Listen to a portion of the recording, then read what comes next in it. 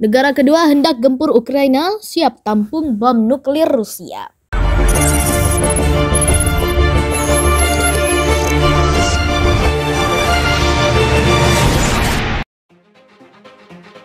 Seorang pejabat senior intelijen NATO telah memperingatkan negara kedua sedang bersiap untuk menyerang Ukraina, memperkuat sisi perang Rusia. Negara yang dimaksud adalah Belarusia. Belarusia yang dipimpin oleh otokrat pro-Rusia Alexander Lukashenko adalah salah satu dari sedikit negara yang masih mendukung Moskow dalam invasinya. Negara ini juga sudah berulang kali mengizinkan bom atau senjata nuklir Moskow ditempatkan di wilayahnya. Lukashenko telah mengizinkan pasukan Rusia untuk menggunakan wilayah negaranya untuk melancarkan serangan ke Ukraina, dan rumah sakit Belarusia telah menerima para tentara Moskow yang terluka dalam perang. Lukashenko telah menjabat sejak 1994 dan kadang-kadang disebut sebagai diktator terakhir Eropa setelah tetap berkuasa melalui pemilu yang secara luas dipandang sebagai kecurangan. Berbicara secara anonim kepada media semalam, pejabat senior NATO mengatakan Belarusia sedang mempersiapkan kepura-puraan untuk memasuki perang. Pemerintah Minsk sedang mempersiapkan lingkungan untuk membenarkan serangan Belarusia terhadap Ukraina dan penyebaran senjata nuklir Rusia di Belarusia, kata pejabat itu yang dilansir The Guardian Selasa 22 Maret 2022. Saya tidak memberitahu Anda bahwa mereka akan memasang nuklir di sana besok. Maksud saya adalah mereka telah mengambil langkah-langkah politik untuk sekarang dapat menerima senjata nuklir jika keputusan seperti itu dibuat, ujarnya. Pejabat itu melanjutkan dengan mengatakan perang sebenarnya mendekati akhir dengan cepat, tetapi dengan Presiden Rusia Vladimir Putin tidak mau untuk mengakui kekalahan, kemungkinan hasilnya adalah perang panjang dan berlarut-larut dengan banyak korban jiwa. Sebelumnya, Barat telah menilai penampilan militer Moskow buruk dalam invasinya ke Ukraina. Amerika Serikat tidak dapat menentukan apakah Rusia memiliki komandan militer yang bertanggung jawab untuk memimpin invasi tanpa komandan tingkat atas di lapangan di atau dekat Ukraina. Unit-unit dari berbagai distrik militer Rusia yang beroperasi di berbagai bagian Ukraina tampaknya bersaing untuk mendapatkan sumber daya daripada mengordinasikan upaya mereka, tulis CNN pada Selasa 22 Maret mengutip informasi dari dua pejabat pertahanan AS. Menurut sumber-sumber tersebut, unit-unit yang berpartisipasi dalam serangan Rusia yang berbeda di seluruh Ukraina telah gagal terhubung. Pada kenyataannya, mereka terlihat bertindak secara independen tanpa desain operasional yang menyeluruh. Pasukan Rusia juga tampaknya memiliki masalah komunikasi yang signifikan. Tentara dan komandan kadang-kadang menggunakan telepon seluler komersial dan saluran tidak aman lainnya untuk berbicara satu sama lain, lanjut para pejabat pertahanan AS. Beberapa waktu yang lalu, penyiar CNN Pamela Brown mewawancarai mantan Panglima tertinggi Sekutu NATO James Stavridis yang menyatakan itu adalah jenderal yang buruk untuk melakukan operasi nasional yang besar tanpa seorang komandan kesatuan. Ini menciptakan kebingungan yang nyata. Itu adalah bagian dari mengapa mereka terhenti, katanya merujuk pada gerak invasi Rusia yang macet. Pensiunan Jenderal Australia Mick Ryan dengan singkat mengatakan kepada news.com.au, jika ada seorang komandan senior Ukraina Rusia, dia telah tampil sangat buruk. Jika tidak ada, Rusia mungkin lebih tidak kompeten dari yang kita duga. Perang memiliki sejarah panjang yang bermula dari awal peradaban. Tetapi tentara telah menempuh perjalanan jauh sejak tombak, busur, dan anak panah ditemukan. Setelah menemukan senjata untuk perang, orang kuno juga menjinakkan binatang untuk tunggangan perang. Selanjutnya, orang-orang kuno membuat kereta perang yang ditarik kuda.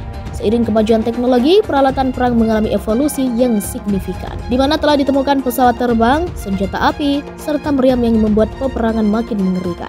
Seiring zaman, kini diciptakan pesawat terbang yang lebih cepat, senjata berpemandu laser, dan kendaraan pengangkut bom tanpa awak. Berikut 7 teknologi yang telah mengubah peperangan modern yang dikutip dari Life Science. Yang pertama, drone tempur atau kendaraan udara tak berawak memungkinkan pasukan untuk mengerahkan senjata dalam perang sambil tetap aman ribuan mil jauhnya dari garis depan medan perang. Kemudian yang kedua, ada teknologi fly-by-wire. Pengenalan sistem fly-by-wire di pesawat memungkinkan bimbingan dan kontrol komputer yang lebih tepat. Kemudian yang ketiga, kapal selam merevolusi perang angkatan laut dengan memperkenalkan kapal bawah air yang mampu menyerang kapal musuh. Selanjutnya yang keempat, ada rudal Tomahawk. Tomahawk adalah jenis rudal jelajah jarak jauh yang dirancang untuk terbang pada ketinggian yang sangat rendah dengan kecepatan subsonik. Ini memungkinkan senjata digunakan untuk menyerang berbagai target permukaan.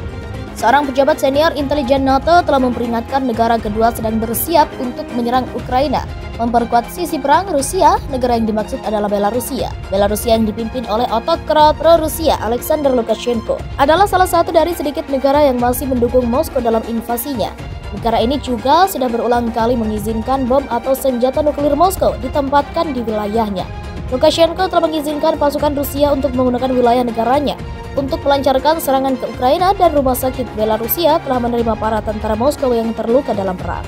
Lukashenko telah menjabat sejak 1994 dan kadang-kadang disebut sebagai diktator terakhir Eropa, setelah tetap berkuasa melalui pemilu yang secara luas dipandang sebagai kecurangan. Berbicara secara anonim kepada media semalam, pejabat senior NATO mengatakan Belarusia sedang mempersiapkan kepura-puraan untuk memasuki perang. Pemerintah Minsk sedang mempersiapkan lingkungan untuk membenarkan serangan Belarusia terhadap Ukraina dan penyebaran senjata nuklir Rusia di Belarusia, kata pejabat itu yang dilansir The Guardian Selasa 22 Maret 2022. Saya tidak memberitahu Anda bahwa mereka akan memasang nuklir di sana besok. Maksud saya adalah mereka telah mengambil langkah-langkah politik untuk sekarang dapat menerima senjata nuklir jika keputusan seperti itu dibuat, ujarnya. Pejabat itu melanjutkan dengan mengatakan perang sebenarnya mendekati akhir dengan cepat, tetapi dengan Presiden Rusia Vladimir Putin tidak mau untuk mengakui kekalahan, kemungkinan hasilnya adalah perang panjang dan berlarut-larut dengan banyak korban jiwa. Sebelumnya, Barat telah menilai penampilan militer Moskow buruk dalam invasinya ke Ukraina. Amerika Serikat tidak dapat menentukan apakah Rusia memiliki komandan militer yang bertanggung jawab untuk memimpin invasi tanpa komandan tingkat atas di lapangan di atau dekat Ukraina. Unit-unit dari berbagai distrik militer Rusia yang beroperasi di berbagai bagian Ukraina tampaknya bersaing untuk mendapatkan sumber daya daripada mengordinasikan upaya mereka, tulis CNN pada Selasa 22 Maret mengutip informasi dari dua pejabat pertahanan AS. Menurut sumber-sumber tersebut, unit-unit yang berpartisipasi dalam serangan Rusia yang berbeda di seluruh Ukraina telah gagal terhubung. Pada kenyataannya, mereka terlihat bertindak secara independen tanpa desain operasional yang menyeluruh.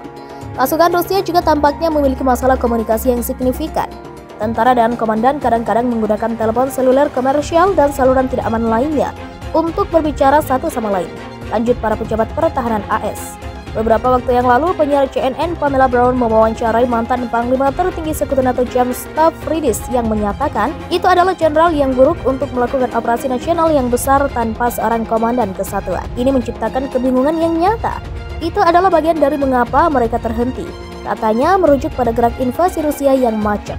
Pensiunan Jenderal Australia Mick Ryan dengan singkat mengatakan kepada news.com.au, jika ada seorang komandan senior Ukraina Rusia, dia telah tampil sangat buruk. Jika tidak ada, Rusia mungkin lebih tidak kompeten dari yang kita duga. Perang memiliki sejarah panjang yang bermula dari awal peradaban, tetapi tentara telah menempuh perjalanan jauh sejak tombak, busur, dan anak panah ditemukan. Setelah menemukan senjata untuk perang, orang kuno juga menjinakkan binatang untuk tunggangan perang. Selanjutnya, orang-orang kuno membuat kereta perang yang ditarik kuda.